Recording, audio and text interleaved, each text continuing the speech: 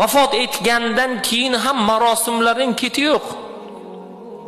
3, 7, 20, 40 u masala yil sindirdi, falon bo'ldi, u bo'ldi, bu bo'ldi. Birodar, u narsalar yo'q. U narsalar sizni jigaringiz vafot etgan odamga zararki zarar, foyda emas. Birodar, zararligiga 100% kafolat beramiz.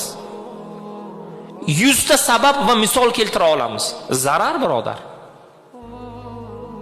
Hammani ovora qilib 7, hammani ovora qilib erkaklar uchun 20, hammani ovora qilib erkaklarmi, ayollarmi uchun 40. Birodar, u yo'q unaqa narsa. Uni hisoblash ham kulgili. Inson vafot etgandan keyin 20 kun sanaladi, oldinga nechta farzandi bor? 3 ta farzandi bor. 3 qadam orqaga 17-kuniga 20 qilamiz. Birodar, maşalloh. Shunaqa dinda bormi o'zi? Mana 20 qadam oldinga nechta farzandi bor? 3 qadam orqaga. Ya'ni demak 17-kuni 20 qilish kerak bunga.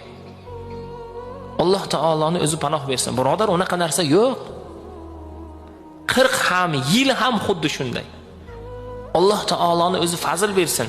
Vafot etgan kuniga bir tilovati Qur'on, bir xatmi Qur'on, vafot etgan birodarimizni nomiga bitta ehson bo'ldi. Odamlar ko'rmasin uni.